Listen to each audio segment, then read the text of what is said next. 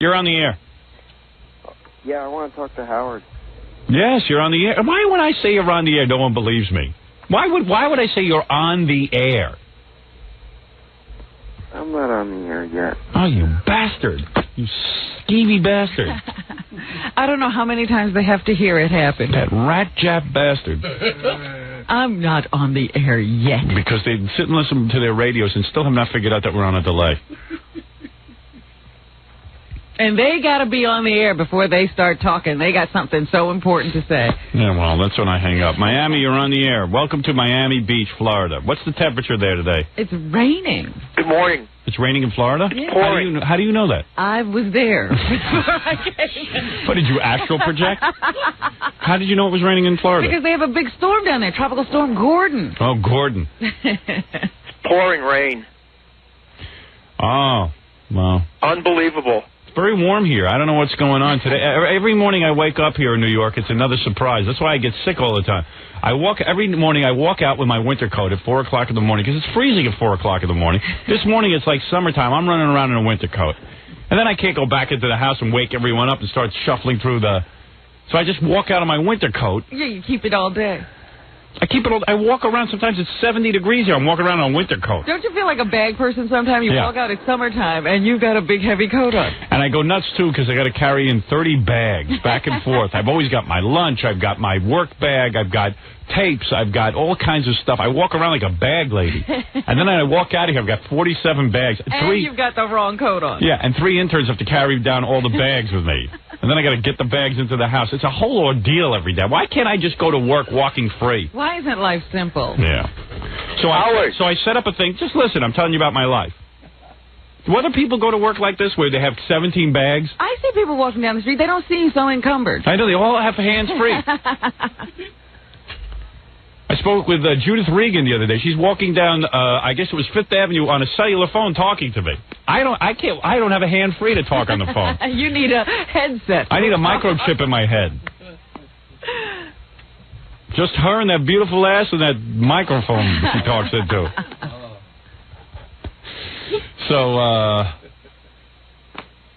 don't know, it drives me crazy. So, I got really annoyed that I have to carry all these bags to work. Yeah. Because I used to have I hired Ganji to carry come to my house, pack everything up. He had a car every day. He drove in, and he would carry bags in. That's what was useful about him. So now he decides he don't want to drive in anymore. So, okay, he hasn't been driving in, so I carry the bags back and forth. So finally... You got the bags back. So finally, I say to him last week, hey, fatso, I tell you what I'll do. Once a week, you'll drive into work. I'll pay for your parking. Whatever you need. And you'll tow. So he says to me, what about my tolls and what about the wear and tear on my car? Oh, no. I said, you know what? I don't want your help anymore. I don't need... Do you believe this? I said, what are you, a corporation? Does he say that when he goes out on a date? What about the wear and tear on my car? This is a guy, nobody's ever offered him a job in the world. I felt bad for him. I got him a camera job with the E-Network. I asked him to do me a favor. I said, here, I'll pay for your parking. What do you... I don't want him to shell out of his pocket. I think I'm being reasonable. Where's the wear and tear on my car? Wear and tear on your... Why didn't you tell your dad about the wear and tear on your car? He's amazing. What a little nitwit. So he stopped driving, really, because he didn't like the wear and tear on his car? No, I told Laura, my assistant, that Ganji is out of favor with me. Uh-huh. That Ganji no longer... I said, I don't want his help. I don't want him... Don't take back the offer. And plus, I pay him, if he drives in or something. I'll give him for an hour or something, another hour's fee or something, whatever it is. And I will not... Where has this whole conversation been taking place? Oh, where is it? You don't know where it took place? No. It didn't take place at my house? I don't remember this conversation. Laura didn't sit down with you and say, we want you to drive in once a week? Yeah, I said, I'll think about it. And you're going to get back to me on it? I don't want your help. I don't want your help. I don't need it. I don't want it. The reason I'm not driving in... Mr. Eager Beaver. Mr. Eager Beaver. I gave him a job with with work the stupid camera. He thinks he's a cameraman now. Yeah. He thinks he's a professional television personality. Can I defend myself? Where's that 10-year-old? I'd love to give him the job. I hear him. There's a lot of reasons I don't drive in, and that's why You make Jackie look like a team player. Howard. Yeah. We have a tornado watch here. Good. Okay, we're getting constant weather bulletins from Miami while I yell at Ganji. Stay right there and tell us everything that's happening. Yeah. What happened now? I saw Fred's movie yesterday. Yeah. unbelievable. It's a 90-minute movie. Yeah. It's a thriller, whodunit comedy. Is this Melrose Larry Green? Has to be. Oh, it is. Don't worry. Don't disconnect me, Howard. Oh, Don't disconnect me. Melrose, I'm in the middle of yelling at... and Melrose, you're a little punk. I am not your friend anymore. Why? You're off the show. You're not in my books anymore. You're not going to be in the movie. You're not anything. I had a part even written in for you in the movie. What happened? Oh, you know what happened. I see the letters you write. That letter was from the heart. Don't write letters if you don't mean it. And don't go around holding up signs about Woody Allen and telling people that you're no longer my friend. I used your name in that interview. They didn't play that part. Yeah, okay. Thank you. Howard. What?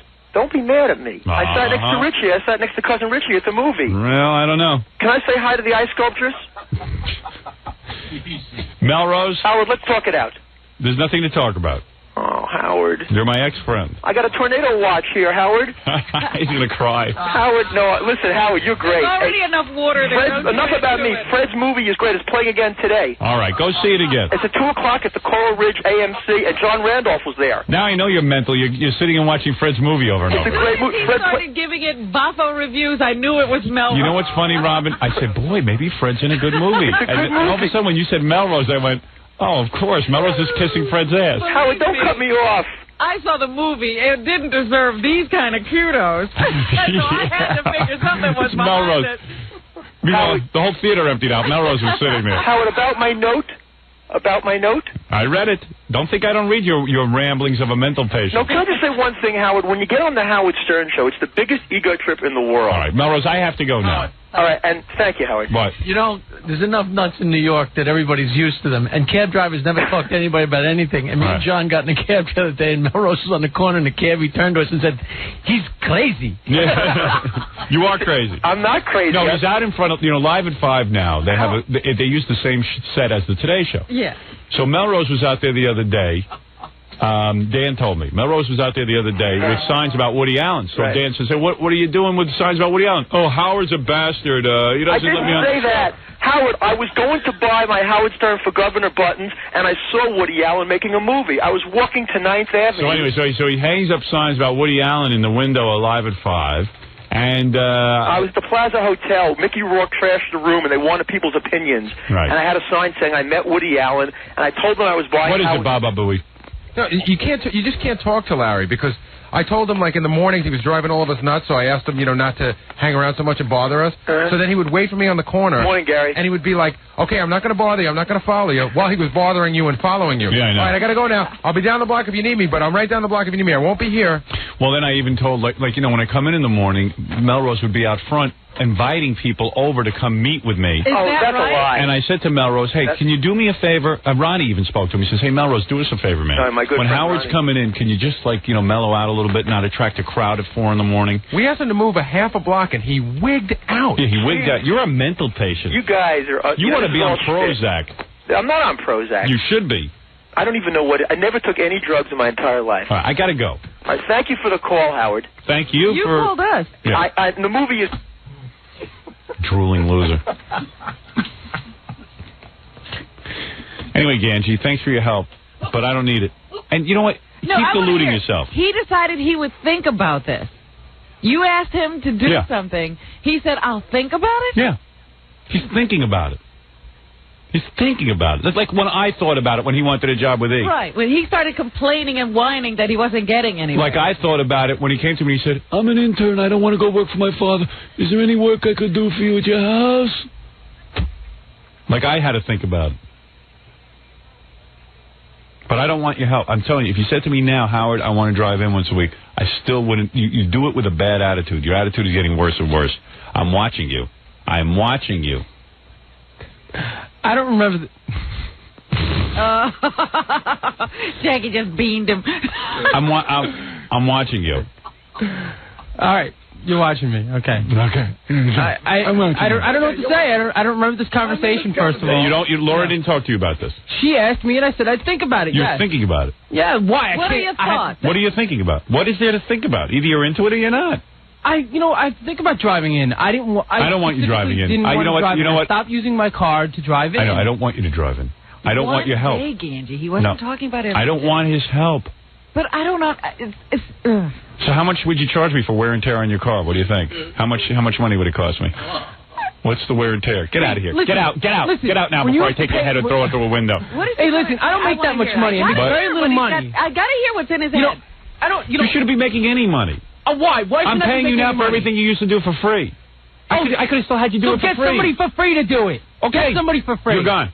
Get somebody for free. You're resigning? Are you resigning? Let's say you get somebody for free. All right. We can't keep an intern here for a week to do anything. Let me get somebody for free to work that camera and do some work at my house?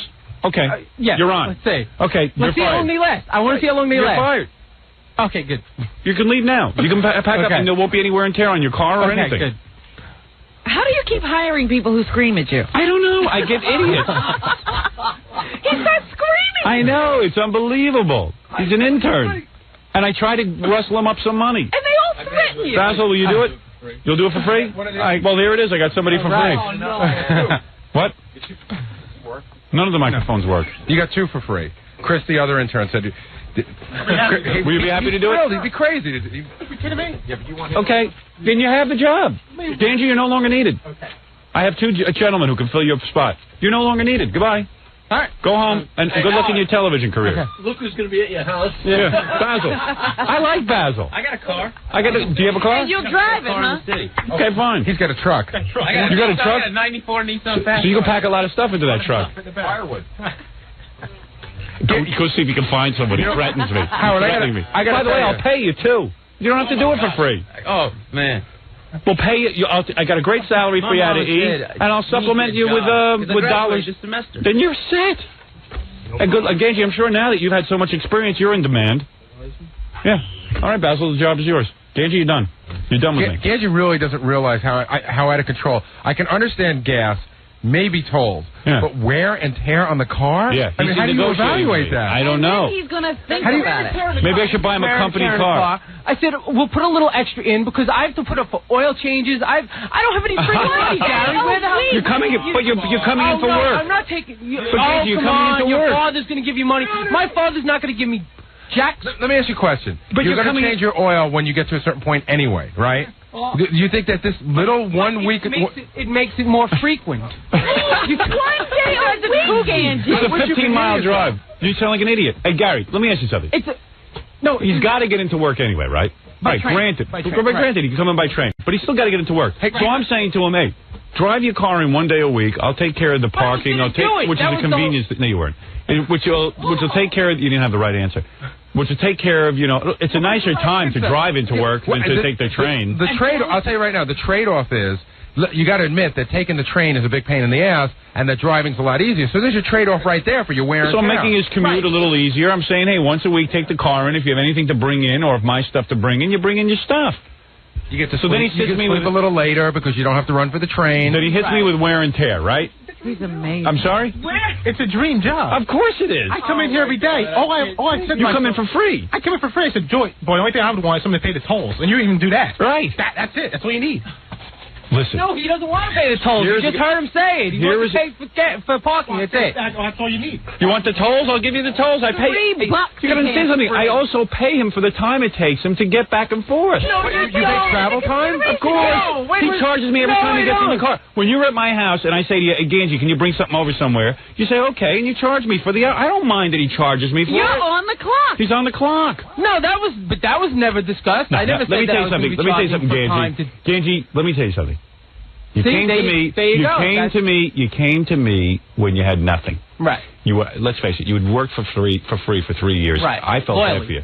I felt bad for you. Loyally, I dreamt up a little something for you to do at the house. I could get somebody else to do that at the house. I dreamt up something for you. Then I felt bad for you because you kept whining you can't get a job in radio because you don't have a voice. Right. And then you kept whining. I wasn't whining. Then you kept whining. You're whining every day. You mistake whining for asking for advice. Could I ask? Oh, whining isn't advice. You were begging me, and then he goes, "What can I do?" So then I call up the program director at WRNW in Westchester, the station I started. I said, "Hey, listen, can you do this guy a favor? He's very loyal. Look, I'm gonna be straight with you. Dog, yeah. He's like a dog. He'll show up." I said, "If you got even an overnight slot that nobody wants, take a listen to his tape." And look, he got rejected. Okay, from a $4 an hour job. It was a $4 an hour job. He rejected. Yeah, a job anybody can get. A job that Jackie has no voice left that he could get that job. All right? Because you guys can stay in here, tell him. Don't leave. Bring him back to reality. He's the same as you, except he gets paid because I feel bad for him. Gantz, this is the type of job that you might think it's beneath you. And I don't know, working a camera might have done that to you, but for guys like me and Basil, you know. And you're not that second. And Chris and Basil are not that far removed from you, Ganji. Ganji, smack yourself 2 times right now on camera. Just smack yourself as hard as you can with your own hand. There you go. That's it. Hand that camera to Basil. Today you work the camera. Tomorrow you work the camera, Chris. That's your treat. You guys work the camera. Why do you keep throwing jobs away, Ganji? Because he's a dope. I'm the only one offering him jobs. In broadcasting, he's done everything he can to keep you in broadcasting. So Robin, and you keep throwing the jobs back at him. So Robin, listen to this. So then he says to me, he's at my house, he's whining, he can't get into. He decides, okay, I'm not for radio because he got rejected from one job. Okay. So he says to me, I'm in TV now. I go, oh, you're in TV? When did you make the switch? I said, you should have done an internship in TV. Why'd you waste all this time in radio? I wasn't thinking. So I go, okay. At least he knows. I said, I'll tell you what I'm going to do for you, Ganji. Because you wasted all that time volunteering here for 3 years for a career that you have no interest in now. Yeah. I'm going to set you up. I'm going to talk to Fran Shea of the E-Network. I'm going to ask if there's some things around, because I like you. So now he's got a paid internship. So listen to this. I call up Fran. Fran's like, he seems like a nice guy. What does he do? I said, he does nothing. I said, where's a job that we could pay him for doing nothing? She says, the only job I can think of is, if you know how when you hold your camera and you take pictures of your kids? I go, yeah. I got a job like that for him. Because in the hall, we roam with a camera. Right. I said, I think he could do that. She goes, do you think he can operate a camera? I said, I don't know. I said, is it a professional camera? She goes, no, like the thing you work at home. I said, I guess he could learn that. Radio's down, TV down. I guess movies are next for you, huh? He's Spielberg. He's Spielberg. Ganji. You know, TV didn't work out. I'm thinking of going into film work. myself on my Oscar. So I said to myself, okay, I'm a good guy. I said, I'm really not interested in him being in TV, but if the guy wants it so bad, I'll get it for him. Mm-hmm. I get him the job. But I said, you know, hey, also work at my house. Next thing I know, he's not driving in anymore. He's acting with a bad attitude because he doesn't want to work at the house. Well, now he's got the job in television. Yeah. And meanwhile, I'm paying him. The job in television pays a good salary, but it doesn't pay him enough that he could live. I say, here, you come out to my house, I'll pay you some more money. Help me out. I got phones ringing. I got a lot of things going on. Okay. Where's this guy's? What do you want? So then I say to him, hey, you know what? I got all these packages and stuff. Drive in once a week. Yeah. And I'll pay for parking. What about wear and tear on my car and tolls? Okay. What do I got to pay for that? I don't even mind if he says that. He says, I'll do it. Then he says, what about wear and tear on my car? What about tolls? And I'll think about it for a week. Yeah. I don't want to think about it for a week. The weekend. I haven't heard about it. Tell me about it. But what's the Sorry, Basil. I should have approached you or Chris first. What is to think about? I still don't understand what is the big thought process he has to go through. I don't know what he's thinking. What do you think? Why do you need time to think when I ask you to do something? What are you thinking about? What is it? Why? What is it? Is it a big life decision for you? Sure. I don't know. I just don't like to rush into decisions. I want a little time to think. Ganji. Think about it. I can see if it was marriage. I can't see if it's... You know... he needs time to think. It's a job. And not only that, you're trying to impress your boss. You know this guy's going to go places. Mm-hmm. He could take you with him if he likes you. He's gone as far as he's going with me. That's why. That's because exactly why. Saying no, and I got to think about it. I got to start developing one of the other guys. I never say no. I got to develop Basil or Chris or Cedric Vick. I've done so much over the years. Ralph, I'll tell you something. You know who you could learn from, Ganji? I'll tell you who you could learn from. Ralph. I'll tell you why. Everyone goofs on Ralph in this now. I'll tell you why I rely on Ralph and why he works on every one of my projects. I'll tell you why. Because when it comes to me, the guy thinks about me 24 hours a day. Listen, the only guy Ralph really works for, Ralph gets a couple of jobs once in a while. I don't know how, but he basically, he works for me full time. He does makeup for me on the TV. If I do a Letterman shot, he buys the clothes all year round.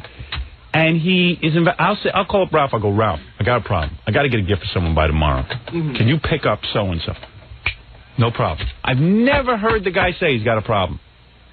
Go ahead. Talk to him. Go ahead, Ganji. Did I buy your gift for Gilbert Gottfried when you asked me to? Ganji, that's not the question. I ran out and bought it. That's not the question. You did one thing. No, Wait. Example, Ralph. and I just proved that I did the same exact thing. No, I'm giving you one. I'm saying that it doesn't matter. If I said to Ralph, I need you to drive over to my house right now, he gets in that disgusting Jeep of his, and he drives over in 2 seconds. It doesn't matter. No, Ralph, talk to him. Let me prove that one wrong. No, Ganji. You needed to send me to your house about 2 weeks ago for something. Right. I grabbed it and took off, hightailed it out of here. I was there in plenty of time. Of course. So when I say to you, drive in and take some packages of things that I don't do, but I do. But you didn't do this. What the point is these little things. You don't say, "How am I getting paid by the 19 cents a mile or whatever?" Wear and tear. It's investments in your future. You're not thinking like that. When you're there, you know what? The next thing that I had to do, I go, you know what? Hey, Ganji, he was there. He got the car. Hey, you know what? Give him something else. I've got a big project brewing right now. Big. It's so big that it's gonna blow you away, even my princess away. I'll be blown away. You'll be blown away. I have projects brewing all the time. Dumb. And you're out of it. Ralph is on it. Chris is on it. Basil's going to be on it. I'll tell you who else. Everyone but Jackie and you. All right? Let me just sum it up for him. All right, there you go. I got to sum it up for Ganji. Ganji, Right. you are dumb. Right. You don't know anything. Even Jackie would tell you. You don't have to see. You know, Jackie's a big shot now. He's making a couple of bucks. But even in the beginning, Jackie had a good attitude. You got to have a good attitude. And you don't. The operative word is yes. Right. Yes, boss. Without question. I mean, don't you think if you prove yourself valuable in some way, he's going to find something else for you to do and something else? And you know, I didn't think that my job would end up as extensive as it is now. And is there one time when I said no to something? That's how your job ended up extensive. Yeah. Even if he you calls need me to Ralph do something, and I'll says, do make it. me a tape of these records I like, Ralph does it. Do it. No. I'll tell you what Ralph does. Ralph calls me and says, listen, Ralph calls me and says, I'm listening to some music now I think you would like. I'm going to go out, buy the CD for you. I'm not asking you to do that. Ralph's a little sick. But Ralph invents it himself. Yeah. He sits and tapes Joe. This is a guy. Ralph said to me, boss, your nasal hairs are long. I'm going to cut them. And as bad a job as that is, now listen, there's nobody here who wants to do that job. And you're complaining about wouldn't even know driving if they were in long. once a week. I'm telling you, and Ralph stands there and cuts the hair out of my nose. That's a little scary. That's not easy. But let me tell you something. What? I need him now to do that. But He's that's what I'm invaluable. saying. He found the best way to do it. Yeah. He experimented. Right. You create a position for yourself. You know, even Jackie dragged his complaining ass in here for free for 3 years. Don't think Didn't that was ever ask for wear and tear on the car. He asked for parking. He did, and no one gave it to him. Yeah, remember? No one would give you parking. And he's a little more valuable than you. Thank you. You're hallucinating. You have the wrong attitude about everything, and it's because of your privileged upbringing. Yeah. He's had it too easy, and now He's never worked. he expects everything. He thinks he's going to run around with that camera, and they're either going to recognize him, give him $100,000 a year to go out and shoot auteur. Well, you should hear him sit there and talk about how, he can't devote enough time to it because he's got to get out to your place because No, my place is the only thing he's got to do. on him, and you're just addicted to him somehow, and you can't live without him now. Ganji, do you want me to prove to you I can live without you? Let me ask you something. Ganji, do you live on Long Island? Yeah. How close do you live to Howard? Get the microphone on him. 20 minutes. We have one microphone in here. That's another thing that drives me nuts. That Tom Chiazzano should go through here early in the morning and check every piece of equipment. This one doesn't work? What? Does this one work? Talk into it. Does this one work? No, that one don't work either. Here, try it now. Is it working? No. Still no. There it goes. There it goes. No hurry, Scott. Yeah, Scott just stands back there. He's no hurry. He's another one. Yeah. Oh. I don't know. So my point is, he's right by your house. I mean, you could be doing a lot of things for him. He's 20 minutes from you. You can make yourself invaluable. You need something, you run over there and do it. Ganji's very lazy. You're not taking into account how lazy he is. And it's not like you have like an old car that's going to fall apart and you got to get paid for He's it. got a brand new car his father just bought him. It's like that party his parents threw for him was his retirement party. You're right. Ganji graduated at Delphi College, and his parents threw him a $5,000 or $6,000 party, like a wedding. More than that. Yeah, but we didn't know it was a retirement party. What is it? Now the mic's working. You know who's getting who's really burning up over this whole thing? Who? Really sitting in there doing a slow burn? Grillo. You know why? I bet. Because I'll tell you exactly why. He goes, I think Ganji's a nice guy and everything. He goes, but this really irritates me because Ganji's getting all the opportunities he doesn't even get a chance to get. Well, you want to know something? Grillo's another one who really shouldn't open his mouth because he can't even get lunch. I know. Not only can't he get lunch, but I got to tell you something.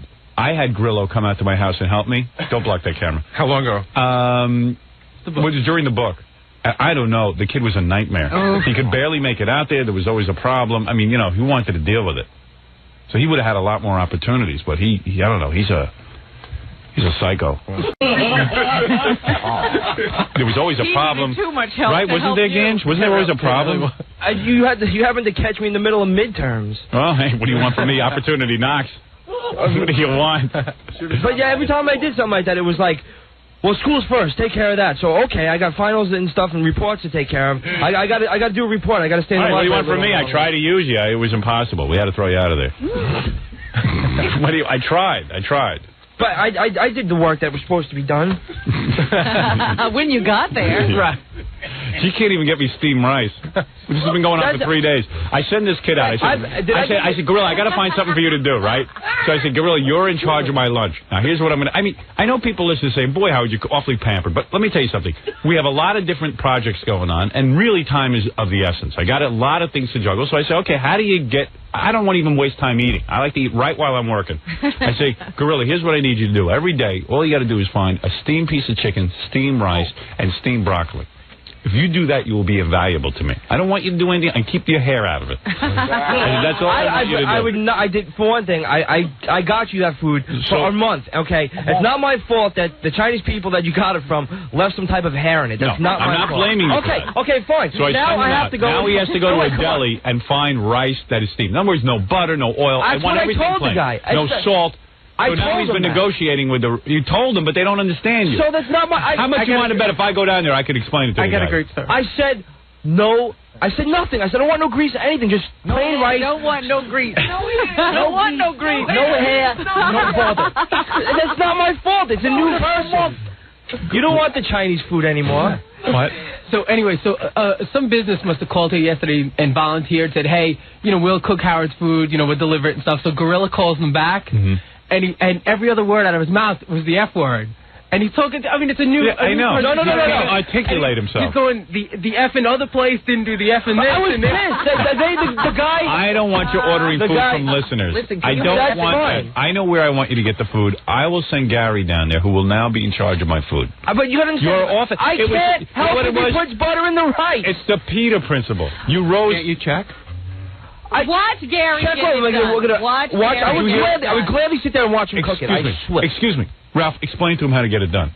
Here, listen to Ralph, and I'll show you why Ralph is valuable. I don't care what... If it was up to me to do it, when he got it, I would open it up and check it and make sure it's right before you plop it down. You would make it, check it, right. Do you want me opening up your food and breathing all over it? No, but you can stand there while the guy prepares it. Let me see the rice. All you have to do all day is to please me. There's one thing you have to do to please me. Excuse me 1 second. I got to tell him. No, excuse me. He did it wrong. One day he actually ordered the exact same thing, which was perfect. Right. And he opened it up, and he started eating it. And I stopped right away. Right. And he gave it to you. Right. He knew it was wrong, and he gave it to me. I stopped right away, and I was eating it. I said, "This isn't what you want." And I went back, and I came back to the office and said, "You don't like this, right?" No. You said, "It tastes good." Let me tell you something. I was already eating. I'm like a wolf when I get off there. I got to eat stuff that I've talked for 5 hours straight. At that point, it's the wrong time to ask me. I took 2 bites and I realized it wasn't. So go back down and get a new one. I would gladly do that. You were already eating it. You said this is too delicious. Tell him how to do it, Ralph. Explain it to him again. Tell him how to do it. Explain it to him. Go to Ralph for advice. You'll be surprised. Ralph could help you. Ralph knows how to serve. I've tried to actually a couple of times. I've recommended what he do. But Grillo is in big trouble because listen, I've narrowed it down to one thing. Grillo has to pick up lunch. He can't even do that. He can't get. So what am I going to use him for? You wanted another place. What? It took a while to find a Chinese place that made it that early and that did what you wanted. Gorilla. Explain to him. Listen to me. When your boss has a problem, you want to make sure that you fix it. Exactly. Not that you spend 5 weeks fixing it. You want lunch by 10 o'clock. Okay, not everybody starts cooking lunch at 10 o'clock. You gotta. I understand. Ralph is going to help you. Ralph is going to help you. Listen to Ralph. Ralph, go ahead. Help him. There's a place that that he likes that I told you about. And that place doesn't make lunch before 10:30. Okay, 10 o'clock. So what you do is you call them up. You say, listen, I need the same thing every day for the next 6 years. I need the same thing. Can you get in? Can you? Because I'm sure they're there. Calm down. So they don't pick up the phone before 10. What did I tell you call them at 2 o'clock. Let me ask you something, bro. Never mind that. Didn't I tell you the other day that he should go personally and visit them? Of course. Listen to me. How do buildings get built? Explain it to me. I'm going to ask you a question. How do buildings get built? Well, I guess they have to design something through the architect. Right. And then they have to go to a construction company that can... Right. Answer seriously. I'm asking you a question. They have to go to a construction company that can Everyone complains I don't talk to them. Here, now I'm going to talk to you. How does a building get built? They go to architect, then they go to construction. And then they have to go to the city to get permits, and then they have to go to a place to get material. That he can do. That you can do. All right, so you could build a building. Now, how do movies get made? In a general sense. I would say a script would have to be developed first. And then you have to pitch it to a movie company, and if they like it, they would accept the script, and they would fund it, and then that company would also in turn get people to work for the movie. All right, so let me explain something to you. So far, you've proven to me you can build a building and you can make movies, and yet you still don't know how to get lunch. Out of all the knowledge you have acquired. How long have I been getting you lunch? What? 3 years? What? 3 years. Yeah, but I keep it the same. As soon as I change it, you go into a tailspin. That's not my fault. When you get someone new to make you lunch, it's like you gotta make sure. You know what I'm going to do? I'm going to go get my own lunch. And that Ganji Gorilla. Doesn't matter. They're interchangeable. He doesn't understand.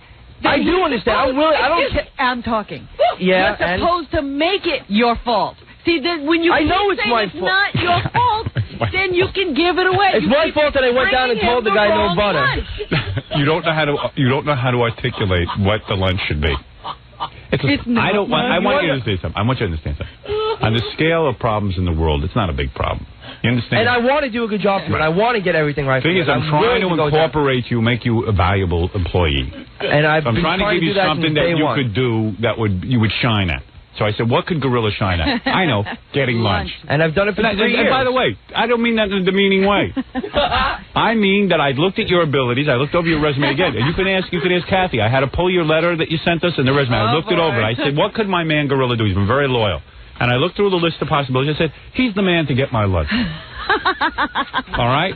That's fine. I accept and the don't take it as a negative. My lunch is very important to me. I absolutely believe it's important, and I don't think it's a demeaning job. Right.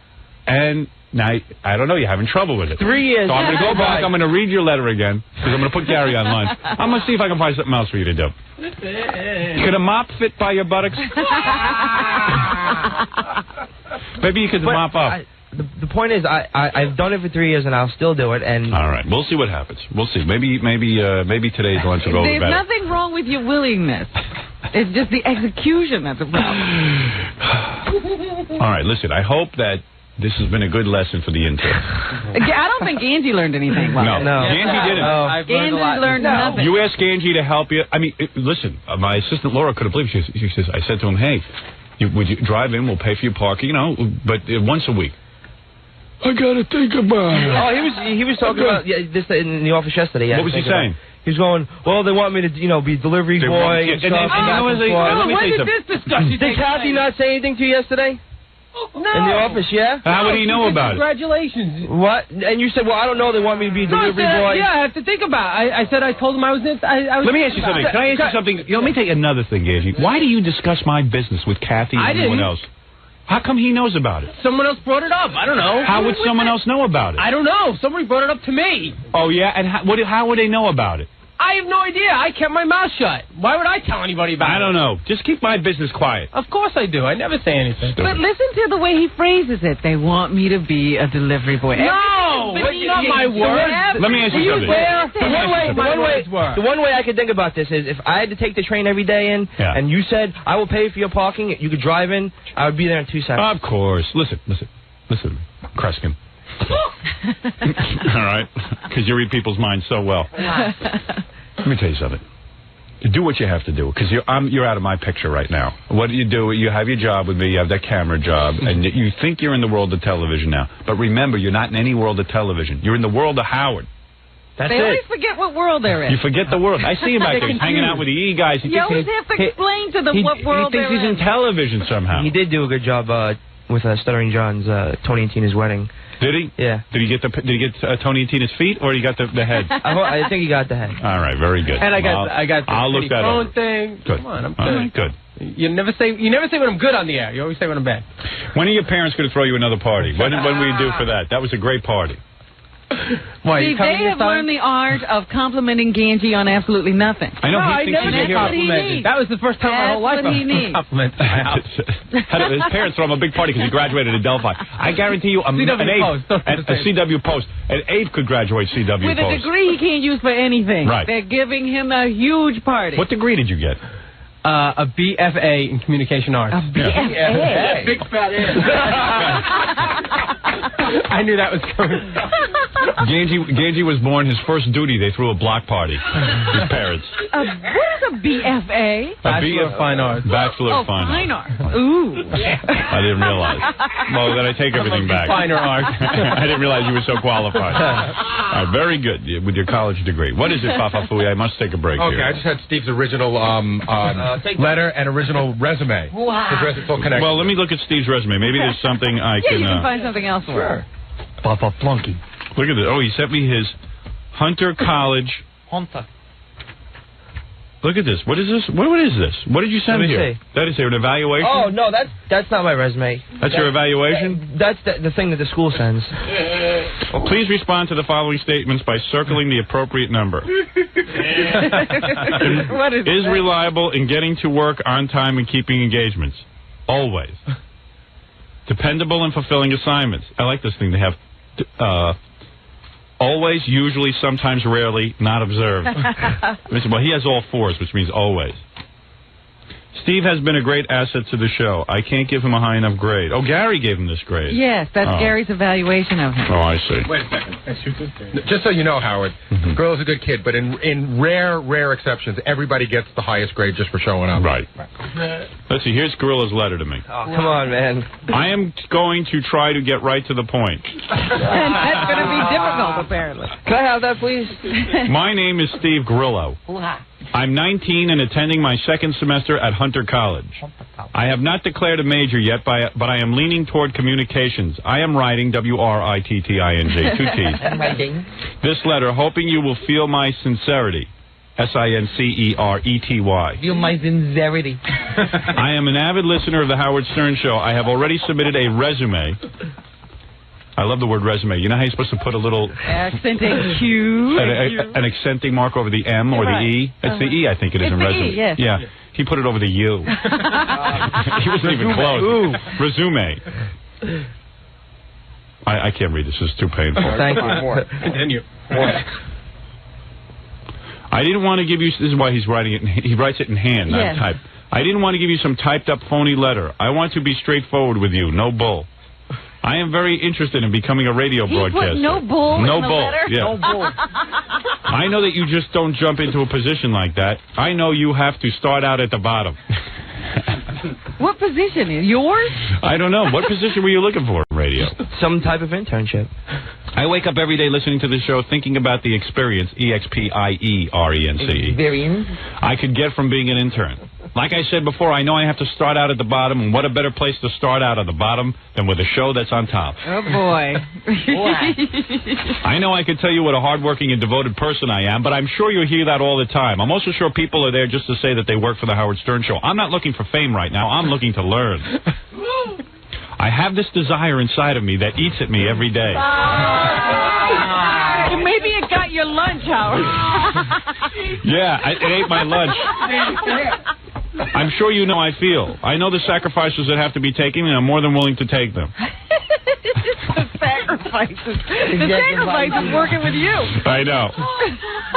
I know I'm going out on a limb to tell you this now. I've taken too much of your time already. That was on line 1.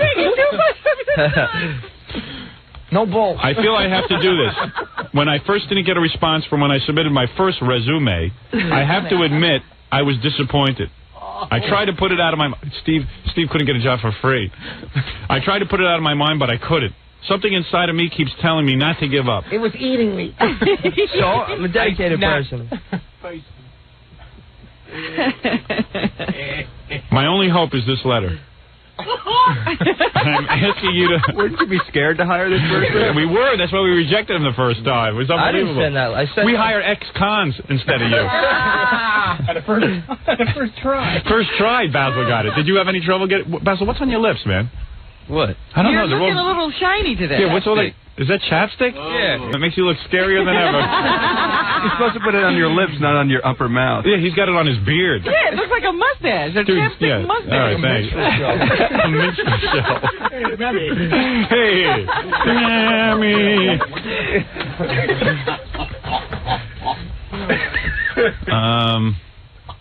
So it got me here, didn't it? If I didn't work out, at least I know I've tried. Gary, I'm asking you one more thing. Please don't leave me hanging. Good or bad, I'd like to know what the story is, or I just may go crazy. Oh, boy. Oh, that's Too late. Even if you can't use me now, I would like to know. I'll be ready anytime. I can't tell you how much I would appreciate a call back or a letter as soon as possible. And there you are, and that's how you became the famous Steve Grillo. Didn't Gary come to you and say we got no applications? We're going to have to take that nut with the letter? Or Yeah. Yes. Yeah. Bull crap. It's true. True. Jackie. All right, but you're here. Eat me. All right, everybody now can leave. I hope this has been some lesson. And Ganji, don't worry about it. I won't pressure you anymore into anything. You're done with me. Don't worry, there will be no more requests. That's right. Grillo and Chris, and of course, Wacky back Basil. there. The great Basil. Let's Can I just make a plea? Yeah. After my 8 years of illustrious undergraduate work, yes. Can I please have a job at some point? Let me tell you something. Can I tell you something? What university do you go to? I go to Columbia University. Right. You blow all these guys out the door. Columbia. What do you go, Chris? Community college, but that's not, I happen to think just because he goes to Columbia doesn't mean anything. Well, that's a nice credential. Calm down. It means a little bit. I mean, he got in, obviously. But. Chris came up to me and complained about our sports program. About Columbia's? He goes, yeah, Columbia. Nice football team. And I was like, community college, nice life. Yeah. Thank you very much, man. These two hate each other because each one thinks they're better than the other? The same thing with Vic, too, all three. I know, it's all three of you. Where does Vic go to school? Chris, you think you got a better academic credential than him? I don't say academically. I mean, I'm sure just because of the school, it brings it down a little I bit. think personally he thinks he's smart. What do you go to community college? What community college? What community college do you go to? Generic community college. Just DC. What do you mean? It's just called community college? No, it's Union County College. Union County College? Are you going to argue academic credentials with this guy? I could, I think. Really? I think that what Chris is saying... Grillo, show him the application. Wait. He could have gone anywhere. That makes me less of a... Hey, Chris, move over a little bit to this side so you don't block my camera. But what he's saying is he could have gone anywhere. He chose to go to community college. Yeah, right. Oh, you mean Harvard called you, but you decided to go to community college? I turned him down. I said, let me go to this 2-year school route. How can you argue with Basil? How can you argue with Basil? Program. How can you argue with Basil about college? But when he thinks, well, he started first with, you go here and I go to Columbia. Well, I said, I'm not going to, I got to knock him down. Who started? Grillo, who started this whole thing? He's always like, he walks around with his nose in the air in the back. Yeah, you do. And they're just like... And exhaling heavily. Yeah. No, he's always annoyed. Yeah. Always annoyed. What is it stuttering down?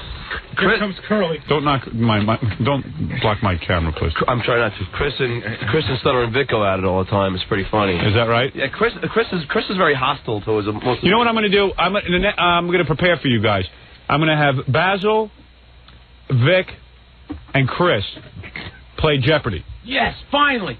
Finally. And I will decide who is the smartest. If I could say, I have been wanting this for a while. If I could say, Basil's definitely the most non-confrontational intern we have. Really? Yeah. Well, I will... That record will do that to you, I guess. Yeah, I guess that criminal conviction will do it. You can make somebody snap, though, any second. And when Basil says that, watch out. Wow. I tell you what I'll do. Basil is a convict and got into Columbia. Chris, you should be ashamed of yourself. She's saying that Basil has a criminal record and he's in Columbia. Union County turned me away because of my record. But boy, can those community college people play football. Yeah, Basil, I mean, boy, the squash program at Union County kicks your ass. Chris, you can't argue academic credentials with a guy from Columbia. But just I wouldn't even dare do that. When the two of us graduate, does that make him more qualified? Yes. Of course it does. Of course it does, man. If you guys go for the same job and I see Columbia and community college, you think I'm going to talk to the Columbia guy ahead of you? I'll come in with a ball and chain and a community resume from Columbia, and you can come in a suit and a Union County piece of paper here. Chris, you really think that you got a better credential than him? I'm not saying it's a better credential. I'm just saying You don't judge a person on just their. What else You judged me of being a convict the first minute I was in here. I was busting you. What else? What else? If I was an employer and you guys don't really have much work experience, what else would I judge you on? Except for your academic credential. You're both equally scary. So he wins on that, I guess. I mean, you're both. You're telling me you think an A from Union County is as good as an A from Columbia? Well, honestly, I've never gotten one of those. I'm not going to say that. No. No. But yeah, I mean, get with it. I'm going to defend the college I go to. I'm not going to. Don't even try. All right. It's community college. How many in those troops? 2? That's the 13th grade. Your SATs must have been ridiculous. Why are you in community college? What were your SATs? I think it were 1050. Really? Yeah. What did you have to take care of your mother or something? What happened? I mean, what happened? You couldn't get into any other school? No, I got into a 4-year school and it didn't suit me. I was working What at the was time. it? What was the 4-year? Chris thought he was too good for the 4-year school. I was walking around with a chip on my shoulder, my nose in the air. All right, What was the 4-year school? What's that? What was the 4-year school? It was Kane College, which is... Kane College. Oh, why'd you say so? You must have been an academic disaster. Pretty much. Yeah. This show wrecked my life, so... They didn't have a very good basketball team. They went to Union County. Union County. And he argues with you? All the time. Right, He'll just walk in. He'll just walk in the office, and I'll be sitting there doing articles, working. Right. Oh, yeah. And, I just walk in, nonchalant, and right? Chris walks in. He's all pissed. So bad. Heard you on the air the other day. Oh, my Scott? What are you doing? Well, Chris gets upset because he's not on the air. I know you get really burned up when everyone else gets on the air but you. No, I'm not talking about you, bad. Bad. All right, well, there you go. All right, we have to take a break. Whew, what a mess. All right, listen, I will have intern Jeopardy. We'll prove who's the best intern. Ganji, there's no straightening you out. And Gorilla, I'm sorry I had to take away your lunch detail. Why? Well, I'll try and find something else for you to do, Red. But it's eating at me. All right. Is there a safety net that Gorilla can't fall through? I keep trying to find stuff for him to do. You can't even get the heater on in the morning. No. Well, then we gave him a job. You want to hear this? I got to just say this, then I'll break, I swear.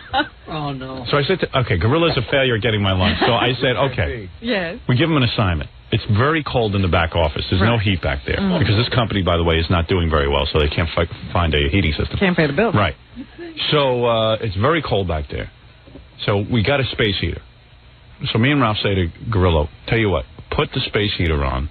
Before you get in. Before we get in, since he gets in first. Okay, that I can do. No problem. There's no problem. All right. First day we get in there, what happens, Ralph? It's not on. Right. So we call Gorilla and we say, listen, the space heater's not on. He goes, I put it on. I turned it on. It wasn't on there. No, it wasn't. That mic doesn't work. No, that was after the after 3 times of not turning it on. He's like, I turned it on, and we go inside and it's not plugged in. Yeah, he did turn it on, but he didn't check to see it was plugged in. It wasn't It on. was plugged in when I left. I didn't know it. Gorilla, see, your problem is you don't check your work. Like, you don't check the rice to make sure it's not oily. You don't check the heater to make sure it's on. You gotta check I would your give you work. more important responsibilities. It's just I got to find one that you can do first, an easy one, and then once you do that, once you do that, Go Chris, check what are your you berry. talking about? What's that? Your mouth is moving, but you're not saying anything. Yeah, Chris is really he's sick. got a real he's got a problem about thinking and talking at the same time. I do? His thoughts come out of his mouth all the You time. were just talking and nothing was going on. Yeah. Check the camera. Was I? Yeah, you move your mouth like you're talking, and then you... Howard, one time we're in the back, and I said, Chris, what did you say? He goes, nothing. I said, you said something. He goes, I did not. I said, you said something. He goes, well, I was just thinking it. I didn't mean to say it. I didn't say that. Maybe it was too early. Somebody cover me. I'm going to try and get out of here. All right, listen. I love all you guys. You're all great guys. Chris, you go talk to yourself. Basil, good luck with your convictions. Gorilla, I'll find something for you to do because you know what? Your heart's in the right place. I know you try. It's just, and you know what? Putting on the heater, that's not that easy. I recognize that. Sometimes you come in late, you're running around, and it's just like, if it's freezing back there, I make sure it's on. Perfectly reasonable. I'm always out. I'm always looking out. It was too for much. Now Ralph handles it. It's okay. We've taken care of it. You don't have to get the lunch, and you don't have to put on the heater. But I'm going to find something else for you to do. I swear, before you leave here, you are going to have something to do. Okay? Don't get nervous. You know, there was something else. He's trying to keep people off my Hey, Gorilla, get away. There was something else I asked him to do. What was that? You know how, like, at the end of the show... You tell me to do it, because I don't like taking orders from him. Go ahead. See, that's it. What did you ask him to do? What did you ask him to do? He doesn't understand. It's for you. to give you those wipes to when we're done with the show to wipe off your makeup. Yeah, but that's You leave hard it for on him. all day. That's hard for him. And I said, you know, when you put down his lunch, put We this try to down, give make sure he Ralph does tried it. to come up with a job for Grillo because Ralph likes Grillo. Yeah. So he says, hey, Howard always forgets to take his makeup off. So why don't you hand him the wipes to take the makeup off? When you're doing the lunch I'm never thing. back there. But he was back there with the lunch and it gets him confused. No, I got like. But now that I took off the lunch, maybe you can hand me the wipes. All right? You think you can do the wipe? I got to give him something to do. He feels useless. Have it start with the lights, maybe. Flip it on and off. You want to flip the lights on? Sure. Give it a shot. Give it a shot. You do. You're in charge of the lights.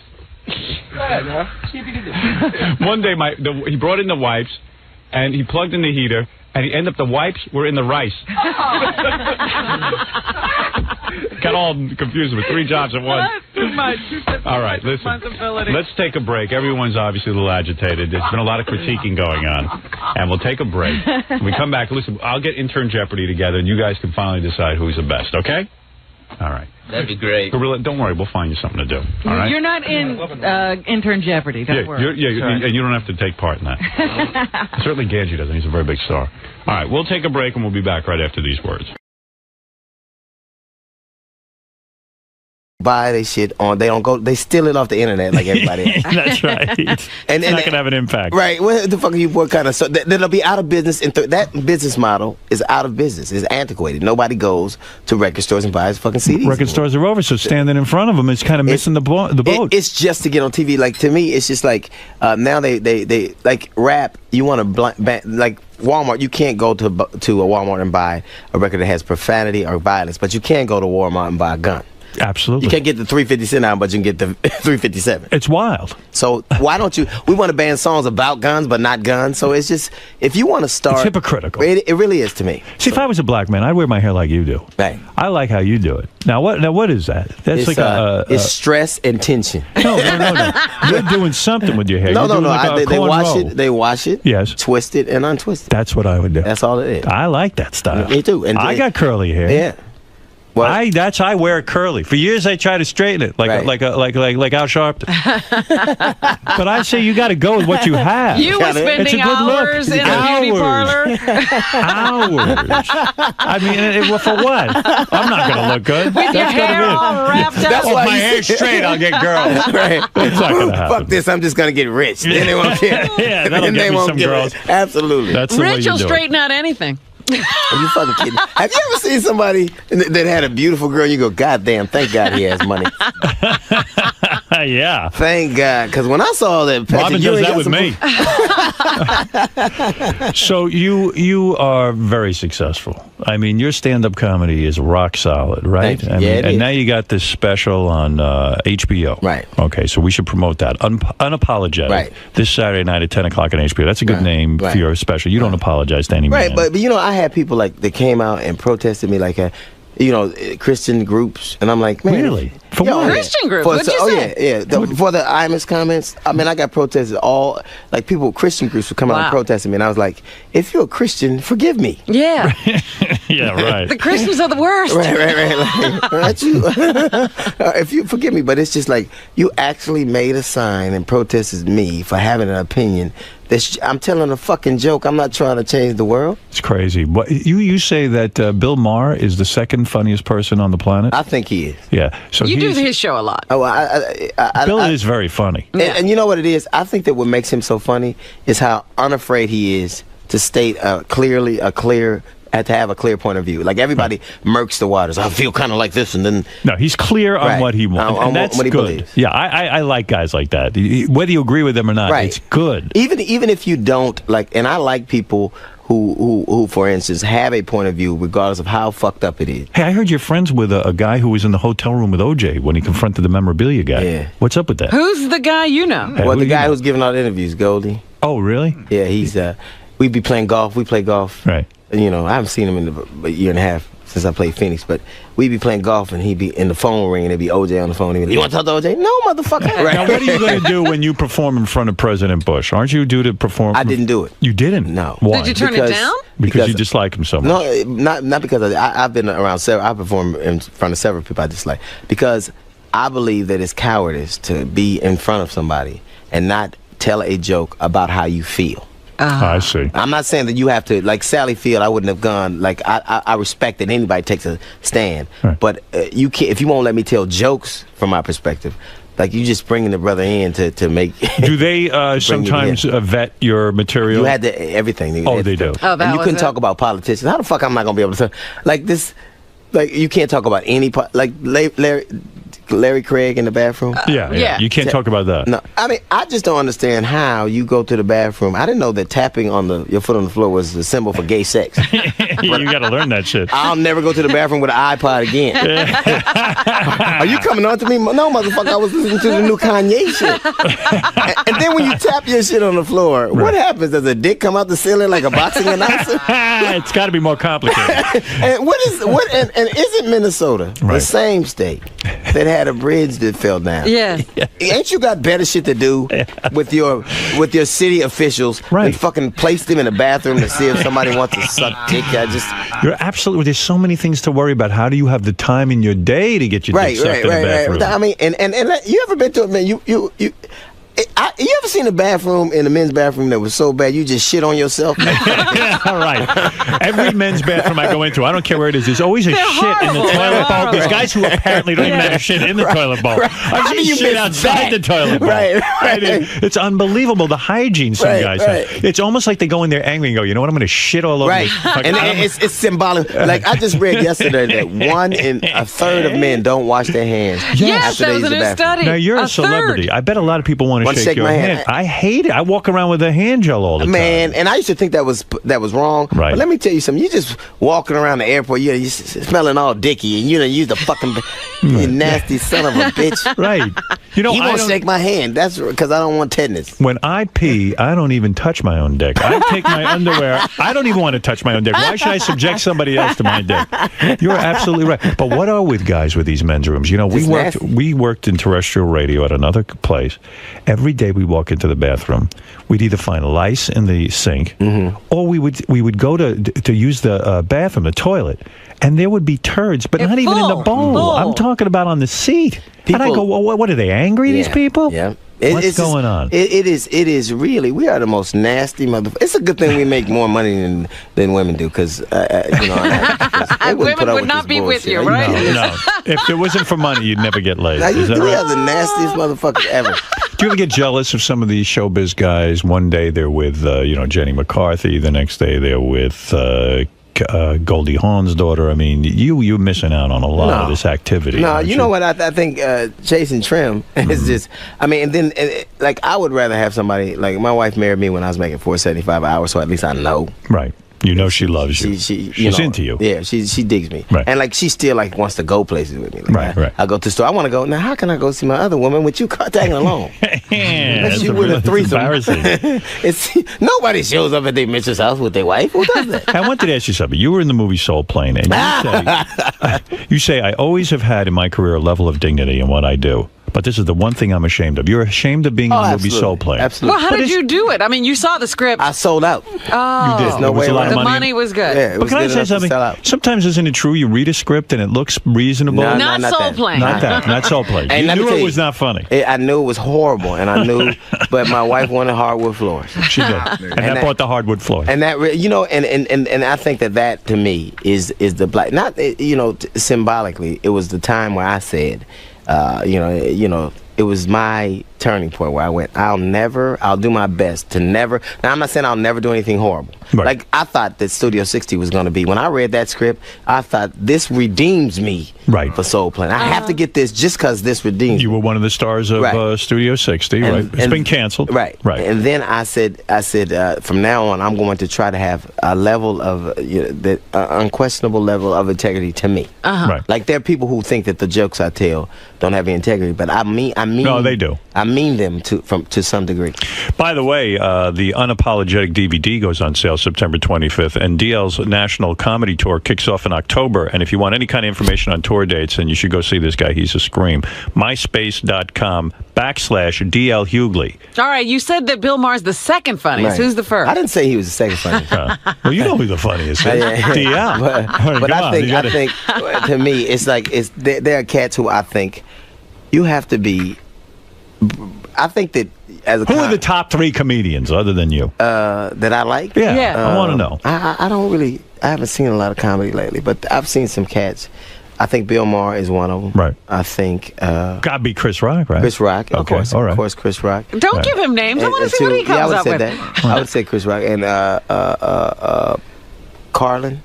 George Carlin. Yeah. Still got it. But cats that I love Earthquake. I love Patrice O'Neal. Oh, yeah. I love this cat, the young cat named Malik S. I love this young cat named Ali. I love... it's so many cats. Like when I see them, I go, "Wow, I believe it." Like I did Def Jam again. I believe in black comedy again because these cats were just brave and saying what I thought. Wow, they're not just up here talking shit. They up here trying to say what they see. Are you sick of being in stand-up comedy? No, you love it. You don't get the feeling, I should be a TV star and I want to get off the road. No, my gig and people that you think really, the road saves your marriage in the sense that it gets you out of the house? Keeps it fresh. You know, somebody said something to me. I was talking to this cat named Mark from Dallas, and he was saying, you know, I've been doing comedy about 18, 19 years now, and I would imagine that if you took those 19 years, about half of them would have been on the road. So I said, yeah, I've been married 22. He said, motherfucker, you've been married 8. Really? When you think, but I miss her when I'm gone. But look at the success you are. I mean, and people don't know this. Do you know that DL was kicked out of high school? No. Yes, he was. Out. He didn't just leave. They said, motherfucker, you can leave now. Why were you such a troublemaker? I mean, were you a big pain in the ass? I used to. You see the cat that's with me now. We went to high school together. We've been friends. Right. And so I was. So that's not your literal brother. He's your brother. He's married He's to a brother-in-law. But he's married to my sister. Oh, he is. Okay. I used to, every time it was a fight, every time it was some shit to be started, I was the motherfucker talking the shit that got it started. Every time. And can you handle yourself? Can you fight? I thought I could. Man, I done won and I done lost a lot. I done lost a lot and I done won a lot. Would you to the dozens? Would you sit there and rank on people's mothers and all that kind of shit, and then some guy just clock you and beat you up? Or if somebody needed some shit, like I was always the dude when you needed some shit started. I was the motherfucker they sent over to talk shit. So who threw you out of school? Did the teachers get together? This guy named Mr. Rob. Did he get together with other teachers and say, "Look, this guy"? We had a big fight. It was a big, huge fight at school. A fight, a fist fight. It was people was getting stabbed. We got a huge fight at Gardena High. The police were called. I didn't get stabbed. Were you in the Bloods? Someone told me you were a Blood. You were a gangster. I'm the 35th and Avalon. No kidding. Yeah. I mean, well, what do you have to do to get into the Bloods? I mean, you got to be a tough guy. What do you have to do to get out of them? That's where he is. That's the more important question. I was a kid. I was in B'nai B'rith, by the way.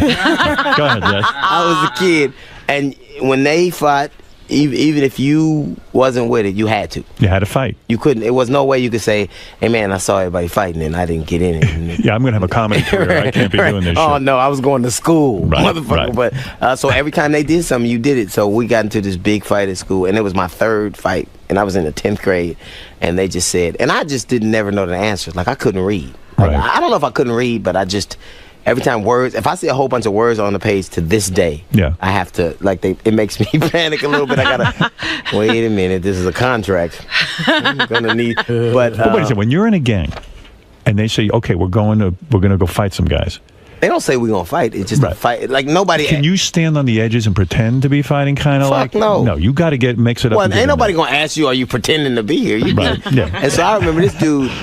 Can you kind of back? Like I think I could find a way to finagle my way out of the fight and appear to be fighting. Yeah, but the other guys don't know you're doing it. They're gonna really hit you. So you've been punched in the face. Oh man. You've punched another guy in the face. You've knocked guys out. Did you use weapons? Hey, I was 5'6", 120 pounds. I used whatever the fuck I could. But Artie's right. Bottles. How do you get out of the Bloods? Well, I thought once you're in you can't. It's not a situation where you.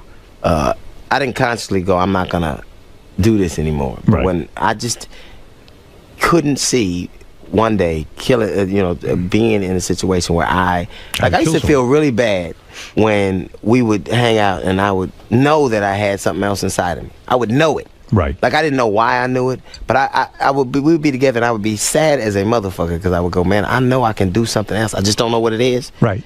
You're smart enough to not live the thug life. Right. And I'm like, once I just you're know kicked it's something out of here. school, how do you make that transition? But I got kicked out of there, and then I went to Lock High, got kicked out of there, went to San Pedro High. You got kicked out 3 or 4 times. I got kicked out, and So then I just stopped going to school. You got really bad. I was troubled. Why did you pick the Bloods over the Crips? You don't pick, will you? Well, what do you mean? My mother lived in that neighborhood. Yeah, they she bought a house the Bloods there. ran that neighborhood. And it was their neighborhood, yeah. Oh, I see. You can't say, listen, I want to recruit. It wasn't like a free agent. You can't like, who's going to offer me the best deal? You can't say, look, I would imagine in a neighborhood you got some Bloods and you got some Crips and then you pick your team. No. And it's fun and you go with They your can't live together, Howard. That's the whole point. All right, wow. You live wherever But it's so silly. You're all young black men, right? All struggling to make it in this world and just live a nice life, and here you are killing each other. Well, you know, and that's to me why I do the comedy I do, right? Because I believe honestly that if a man, particularly a black man, gets past a certain age, he'll start to see the world. Like I believe, like when I was doing an interview and they asked me, "What did you want to be when I was growing up?" And I never thought about it. Like I don't know anybody that thought about where you growing were up, right? Yeah. It didn't seem like there was any hope to do anything. Like, and I wouldn't have called it. I wouldn't have said I didn't have any hope because that would have been too clear a thought. But I didn't. Like when I think back as a kid, I didn't go, "Well, I want to be an astronaut," or "I want to be I didn't have, and I didn't know anybody else who had them. A lot of young black men don't have that dream. Like, oh, I'm going to grow up and be a scientist. Doesn't seem possible. Doesn't seem that there's nothing like that around because you. I think that there, more than anything else, there was no body who, like my father was a great man, but he didn't, a good man to me, but he worked hard. One day I asked him, I said, "Daddy, do you love me?" He said, "Motherfucker, you ate, didn't you?" That puts it all in perspective You for got me. me thinking. I grew up in a black community. I don't recall anyone saying, "Gee, I want to grow up and be something." No. I don't think any of us did. No, I don't think. Well, I think I had dreams. the same sort of situation. I didn't understand why. I said I could clearly see there were two lines in school. There was a line of going someplace and the line of not going someplace. And all you had to do was go choose a line. But all the black kids chose the line that wasn't going anyplace. Yeah, I used to say. I don't think they like to. That's an active thing to kind of choose something. That's what I'm saying. They didn't really more make than a anything choice. else, they kind of don't make one. That's what I'm saying. There was an opportunity to make a choice, but none was made. Yeah, I would say I would go into radio. People look at me like I'm nuts. Right. You don't think about something like that. But That's true. You're very right. Nobody believes. Like I always knew, and I'm telling you, when I would be hanging out with these cats, and to their credit, when it was gonna be some real fucked up shit, I remember these cats was going to do some dirt, and they was like, "You ain't going." They would say that to you. Because they felt you might have something going on. I don't know if like when we grew up, like I heard like this no snitch shit. That don't mean, it means if I'm with you and we doing something together, then I ain't gonna tell if I get caught. It don't mean if you do. If cats was doing the shit that they doing now in our neighborhood, you would tell them. We wouldn't tell the police, but it would get dealt with. You wouldn't just be doing it. Right. Like, ain't nobody like we wouldn't go to the police, but you wouldn't be doing it. Right, but the thing is, when you speak about when you speak about your dad, isn't this really your stepdad? Like you didn't know your dad was your dad. Right. I mean, your dad.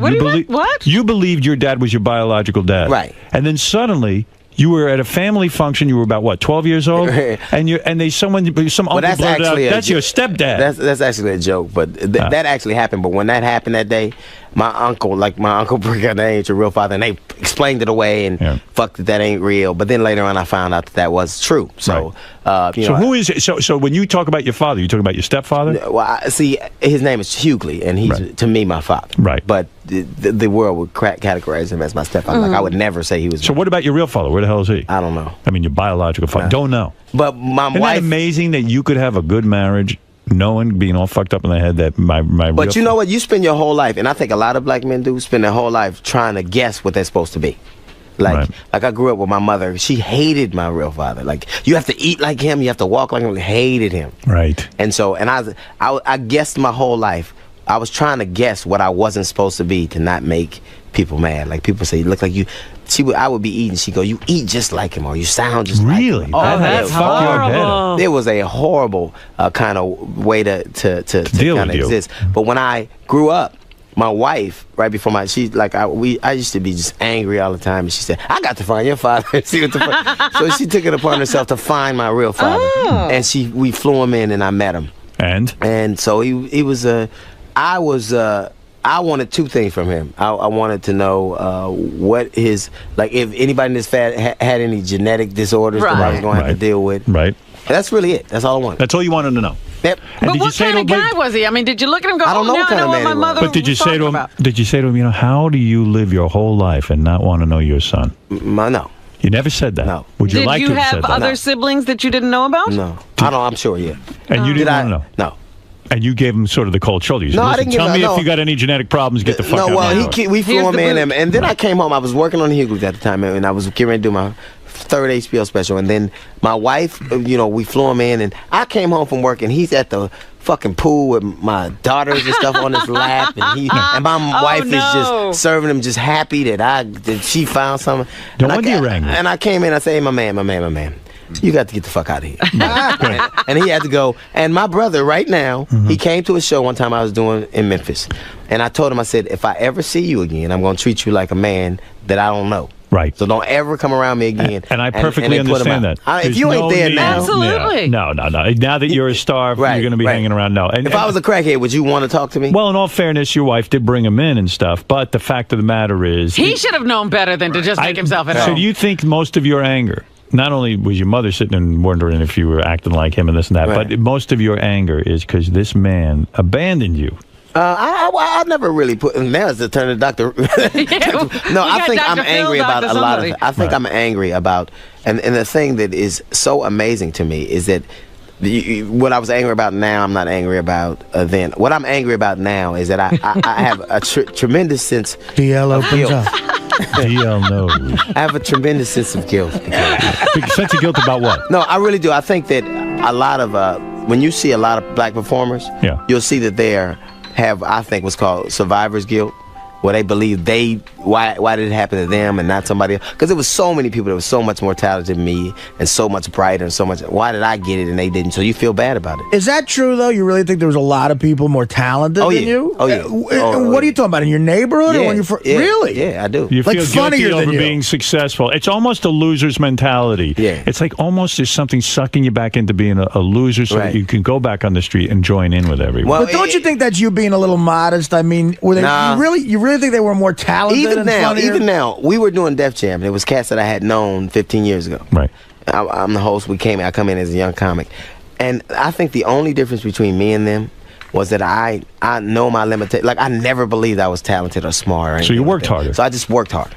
I believe that Any no guys one can physically outwork me. Any I guys believe you were in the gang with are still in a gang? that. Most of them are dead. So. Most of them are dead. Anybody else get out and do No. anything? No, just You're you. the only one. Well, there are cats It's like that... being a Holocaust survivor. In a sense. Well, there's a cat from Dallas who's in Dallas who was a real good friend of mine, but he's doing well. I mean, he's working and happy. Right. I mean, not happy, but working. Living like a somewhat normal Nobody's life. happy. Living a life. Well, if you're really the only one, then that is true survivor's guilt. Absolutely. Steve, you're on the air. Go ahead, Bayshore. Yeah, that is survivor's guilt. Yeah, you interview people who survive a Nazi concentration camp, and they say, "Gee, why me?" Yeah. Like there's so many other even people. plain victims. Anybody who survives anything has that. Same And so when I syndrome. see them angry, like my wife will just say, "You just mad all the time." Like I don't mean to get mad. Like I'm not at home going. But when I get angry when I see what I believe is going on in the world, and I watch these people who are leaders pick these petty fights that ain't gonna help them. Right. There's a bigger issue. And they're so naive that they believe that they're really trying to help us and do so. Even if nobody said nigga tomorrow, your life wouldn't fucking change. How would that change your life? It's very meaningless. Steve, go ahead. You're on the air in Bayshore, New York. Hey now, Howard. How you doing? I know. Hey, DL, I'm not a big fan, but after this... Well, I can't talk to you. No, man. Listen, you are the most self-aware, self-evident guy that I've ever heard discuss. I mean, and I'm not blowing smoke. I mean, I'm white, middle-aged guy with a family, had a great background, but you just sort of described and encapsulated the whole black experience. I mean, it's amazing, and it's a little depressing. Well, it sounds like he won you. Sounds like you are. It's kind of depressing being a black man. Now you know why they're so pissed off, right? I just have one question. Yeah. Sure. How big's your cock? Well, that's the key. Come on, that is. Hey, come on now. Craig, you're on the air in Philadelphia. Go ahead. And he's got an 11-inch cock. Let's go to. Membership has its privileges, goddamn. Craig, you're on the air. Hey, Howard, DL, man. Howard, I've been listening to you for over 20 years since you came to Philly. This is one of the greatest frigging interviews you've ever done, man. And DL, you're the most honest, upfront guy, and you're just laying it out there. That's what makes your comedy so great. I'll tell you the truth. Not unlike the last caller, I didn't know a lot of DL's work, and then I started to look into what he's doing and the kind of comedy he's putting out there. And he's a very, very intelligent man and a very funny man. And I really do mean that. And I do appreciate the honest interview you're giving us. It's so pure, man. It's so pure and honest. It just makes it. He has that kind of. He mentioned Carlin, and Chris Rock and all. It's just having the balls to lay it out. And if you dig it, fine. If you don't, fuck off. He's telling the truth as he sees it. He's a good man and a funny man. And listen, but you got to be funny. If you want to go see him live, and I do recommend it because there are a couple of comedians out there. You never know how long they're going to stay with this stand-up comedy and this and that. And if you get a shot to see them in their prime, when they're really happening, this is a guy you should go see. His national comedy tour kicks off in October, and if you got to get the dates, myspace.com/DL Hughley, and I think you'll have a great night. And also check out the HBO special, and the Unapologetic DVD goes on sale September 25th. Go ahead, Eric in Louisville. Hey, Howard, how's it going? All right. Hey, DL. Hey, man. Tell you what, man, I can't wait to see you in Louisville, man. I know you're coming down here next month, and I actually got to see Dave Chappelle when he was here last time. And, Howard, I talked to you probably about 3-4 years ago about this, but, man, he got heckled off the stage, man. Don't let that happen, man, because I felt like I was robbed down here. Chappelle got heckled off the stage? Yeah, he got heckled off the stage. I called you about 3-4 years ago. Well, that's a shame because Dave's been at it a long time, and I used to go see Dave. I think more than heckling him, it was they so into his character. I'm rich, bitch, that they'll be drunk. Yelling out catchphrases. Right. That's a tough kid. No, but I've seen some of DL's stuff, and I don't think hecklers are going to fuck with him. No. I think he'll handle himself. A man claiming to be your real father is on the air. Let me see if it's true. Go ahead, DL's father. I had to take myself. So. Yeah. Now, what do you want to say to DL? Why did you leave DL? I got to do my best. What? I want my opportunity to get into the Olympics. All right. Now, when you went to DL's house, what was that like? I'm about to meet my wife come back home. I see. All right. Well, all right. Thank you for that call. Whatever. I didn't know your father was Japanese. For a minute there, I was listening. Is that motherfucker? See, I'm gonna have to talk to this son. He is saying. What is that you want to say? No, I went on gang. We had jobs and whatnot. Right. Okay. Well, that's fair enough, sir. But DL still don't want to hear from you. You can get the fuck out of his house. All right. Thank you. Jay, go ahead. You're on. I wanted to ask. You seem to be prolific in terms of the amount of material you can come up with too, because you do, especially you burn out a lot of material. Yeah, but I thank God for OJ and Larry Craig. As long as that shit's in the news. There's always something. Well, yeah. Jay, go ahead. One last comment in Phoenix, Arizona. Go ahead. Hey, DL, I saw you a couple of years ago at the Tempe Improv. Yeah. You were funnier than shit. Thank you, man. The only problem is me and a couple of my buddies went, and we were the only white guys there. Well, bring a few more. Bring some white people with you. Bring a few more. Hey, everybody, if you sit next to a white person right now, tell them to come on out. Yeah, don't be afraid. Nothing's going to happen. Right. Tell your friends. And nothing happened to you. Yeah, that's right. So tell your friends. It was all safe, and we didn't get beat up or nothing. See, no problem. DL, tell everybody that was a good experience. Yeah? DL, thank you. And by the way, man. DL will also headline a show at the New York Comedy Festival on November 10th at Town Hall in Manhattan. For tickets, go to New York, NYComedyFestival.com, NYComedyFestival.com. Unapologetic, a great accomplishment for you. Thank you, man. This Saturday night, 10 o'clock on HBO. Check it out.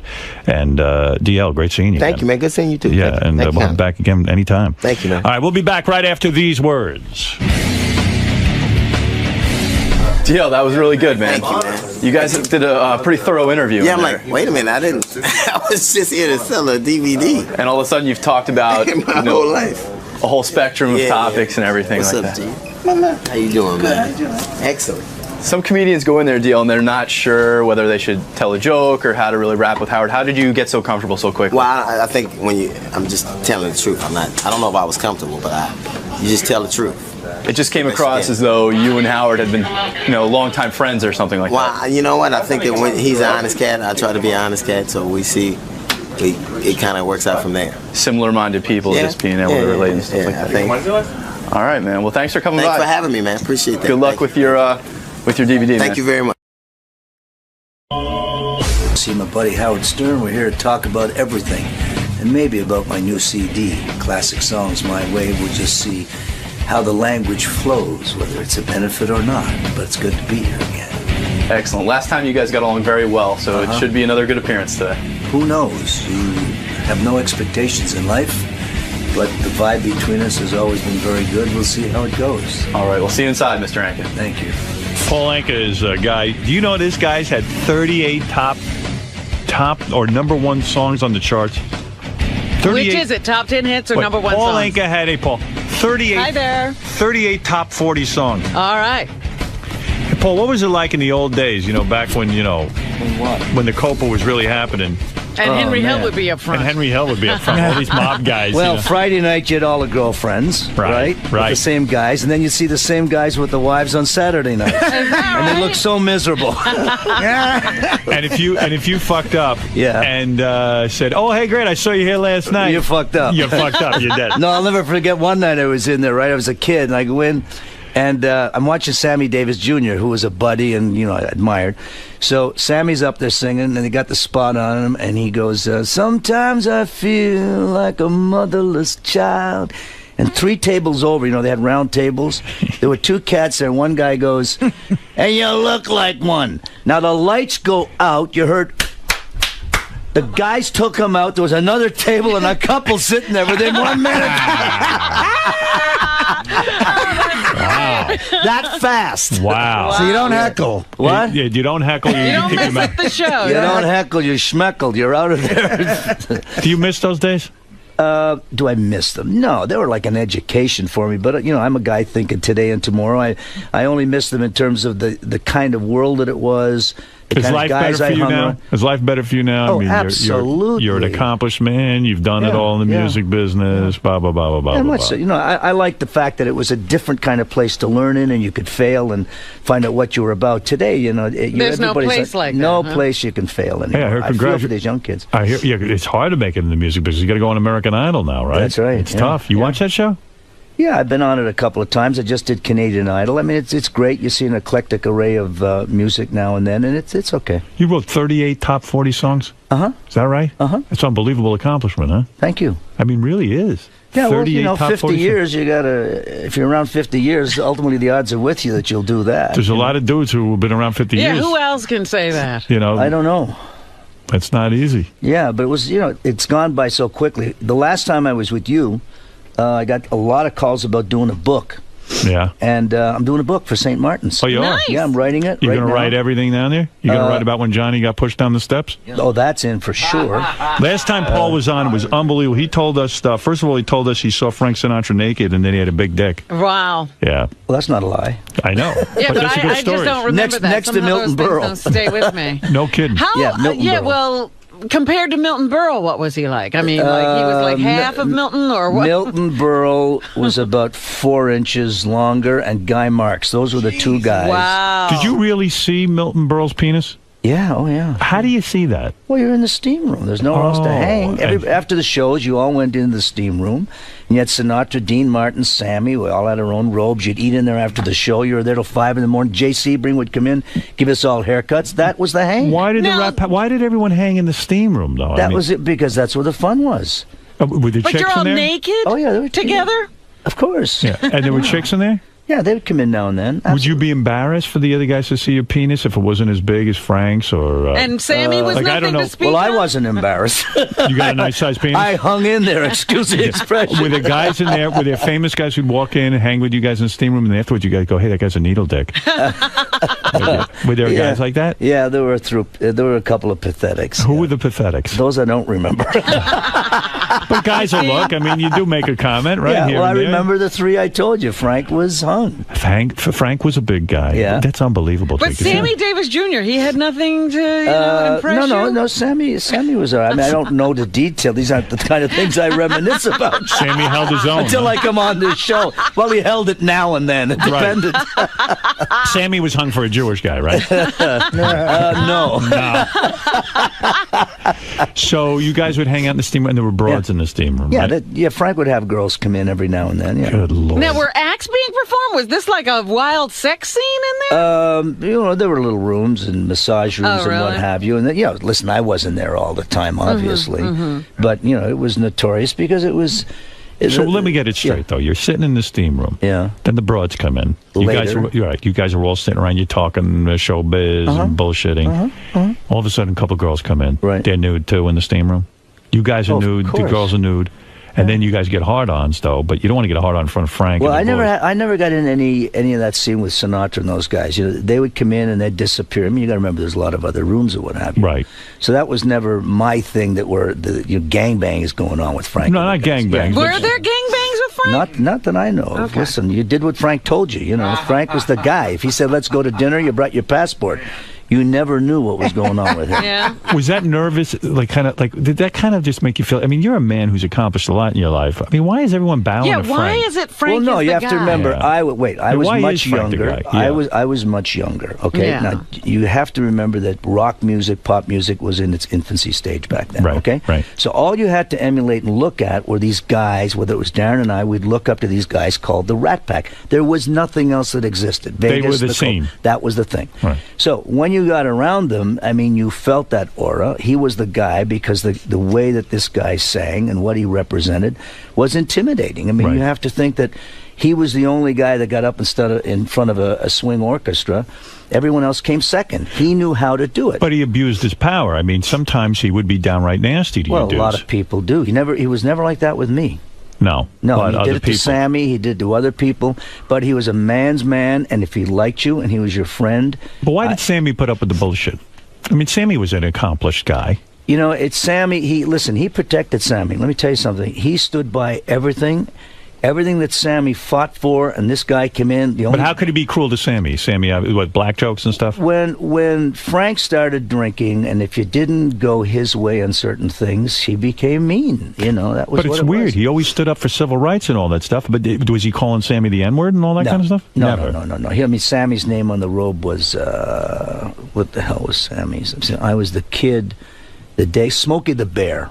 Sammy was Smokey the Bear? Smokey the Bear. Well, that's not an insult. No, of course it isn't. But I've never heard him insult Sammy in any way like that. It was more personal. It was man to man as opposed to Frank was being a good racial. guy. He was a stand-up See, guy. I think he got a good book in you, that Johnny Carson story where the mob threw him down the steps. You know, you threw me in. Yeah, that was just a quickie. I was listening to you outside, and I thought of a story when I heard the porno stuff.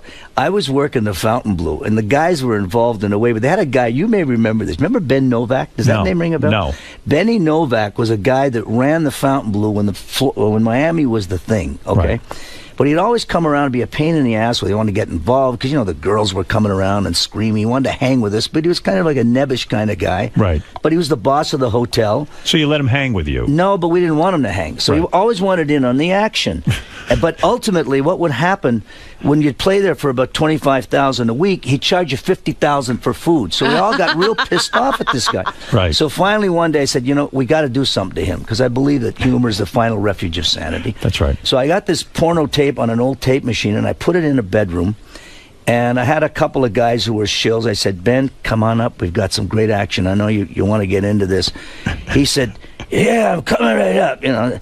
Now, Ben would travel with a little Moroccan guy named Boo, who was about 4'8", and a dog, because Ben couldn't hear. He had like a hearing aid all the time, and he ran the joint. So I said, Ben, get in here. So he comes into the room. You hear the porno screaming in the other room. And I said, take your clothes off because when it's finished, you're in next. He sits down. Now he's got his clothes off. He's holding the hearing aid. The damn dog is doing what he's told, and Boo is kissing his ass because he works for him from Morocco. So they're sitting in the chair, and you can hear in the next room, whip me. Now Ben's getting excited. Oh, no. He's got a hard Now I got the shill. I said, the shill runs out of the room. Oh, that was great. I said, Ben, you're next. He runs in. Yeah. The dog after him, and Boo. And there was the tape machine. So you guys were always screwing with each other. Yeah. You love that. Oh, yeah, I love that. I love pranks. Yeah. But a lot of my book will be a lot of pranks. You're going to talk about when Frank Sinatra got his teeth knocked out by that guy? I was there. You were there. I told you this Who story. would knock out Frank Sinatra's teeth, though? That's crazy. Carl Cohen. He did it. He must have been connected or something. You have to realize that when the transition went from the guys that ran the place to Howard Hughes, it became very corporate. Mm-hmm. And Cohen was a wonderful man. I mean, this guy was the salt of the earth. I never saw him raise his voice, and he was always there for me. You shook his hand, etc. When Frank started to get uppity because they wouldn't give him chips to play, he called up Jimmy Blue Eyes, who was the connection guy in New York. And Jimmy Blue Eyes said, Frank, you got to calm down. It's a different scene. You know, don't get excited. We'll work it out. Right. Well, Frank didn't, and he drank a lot. So we're sitting in the lounge, as I think I told you last time. And he then got up on the blackjack table, and he started saying, I made this fucking place, and it'll be sand when I'm done with it. Well, they called Carl, and at 1-ish in the morning, he comes over in a robe because all the guys lived in the little places. And he was over in the coffee shop, and Jilly Rizzo, who had Jilly's here. Who was Frank Sinatra's guy. Bodyguard friend, and a good guy. And he said, come on, kid, we're going to take Frank over. Carl wants to see him. So we walked from the casino over into the coffee shop, and Carl, I like that it's always a bunch of guys. It's never like one guy. It's always always. It's a hang. A lot of guys. So we walk in. There's three of us. Carl is sitting over at a round table with a robe and a pot of coffee at 1 in the morning, and Frank walks in blasted, and he goes over to the table, and Carl says, Frank, we can't do this. You're taking the chips. You're not giving back the money. We can't do blah, blah, blah, blah, blah. Sinatra looks at him and said, you fat Jew bastard, and he picks up the tablecloth and spills the coffee over Carl. Hot coffee. Carl gets up and hits him right in the mouth, and the chiclets go flying all over the floor. Wow. So they bring in a jet, and they put him on the plane, and they send him back to, I think, Epstein or one of the guys. They fixed his teeth. We never went back to the Sands. We went to Caesars. And Frank didn't call any of his friends and say, hey, take care of this guy and make sure that he gets No. There was a lot of people that were happy it happened. Because he was out of control. They applauded Carl for it, and they warned him, don't you even try to do anything to Carl Cohen. Wow. And the fact of the matter is that Frank Sinatra never returned to work for Carl Cohen again. We went to Caesars. All of you had to go. Well, we didn't have to go. But Frank chose went, to go. Yeah, right. I was there when Sandy Waterman pulled a gun on him at Caesars. Really? Oh, yeah, right in the middle of the casino. Well, he must have been out of control, Frank. Well, I mean, when he nuts, drank, like anybody that drank, he had his manly. moments. He was very much a man. But it's fun, right? I'll tell you a story about Caesars you may enjoy. I was working at the Sands, and a guy named Nate Jacobson, who was in the insurance business, they built Caesars Palace. There are two guys, Jerry Zarowitz and a guy from Circus and this Nate Jacobson. And they would call me and say, we want to give you 5% of Caesars if you'll open the place. And the guys I were working for over at the Sands, they would keep saying to me, you'll never see a high-rise in Vegas. Nobody wants to go up an elevator. And plus, if you got a gaming license, you know, the government started looking at you, and I didn't want to get in any of that. They would have given you 5%? 5% of Caesars. Oh, my God. You turned this down? Yeah, but now I go, here's the punch. I turn it down, and I go to Italy, because I'd started living there earlier than that, and I had a whole career over there singing in Italian. And this Nate Jacobson comes over with a decorator, and we're in a limousine, and he's trying to convince me in Rome why I should take this deal. Now, we're driving through Rome. He's got this decorator builder with the plans for Caesar's Palace, and we're driving through Rome, and I'm saying no, and he's looking around to the decorator designer, and he says to him, I want 8 of those statues with heads. I want 5 of them with legs. 9 of those with arms. I mean, they're rewriting history. Right. It's unbelievable. Do you have nightmares that you turned down 5% of a hotel in Vegas? That's a real And I guess you turned it down because you wanted to do what Frank did, right? I mean, you didn't want to like branch out on. No, they were at Well, he was already a part. I can't believe you didn't do it. If Frank did it, why didn't you do it? You know, Howard, in those days, you were either on that side or this side. I did not want to have the government come in, look at this. They looked under your toenails. Right. Did you have stuff for that? Right, you're right. Wait a minute. He didn't want to be in business. I didn't want to be in the gaming business. Not then. Now you can be. Right. No. I understand now. You're right. Did you ever have to give up a girl to Frank? Did you ever meet a hot chick and you're there and you're like, and Frank sees her? Or did you wait for Frank to select? No, but wait. Here's my question. Yeah. You're there in the room, Frank, blah, blah, blah. You see a chick, you're hitting it off with her. Frank says, hey, sonny boy. Right. That's my broad. Well, you knew that anyway. You did. Yeah. But what would happen? No, I never laid anybody off on Frank. If you were just hanging in the group, and let's say there was 30 and there was a party after, just to be in that room, everybody made out well. Right. You know, right. Everybody. But you let Frank choose first. Absolutely. See, that's the thing. He's the king. No. He gets the first pick, huh? It's respect. Hey, by the way, wait a minute. You must have made love to some famous women. Oh, yeah, you got to put that in the book.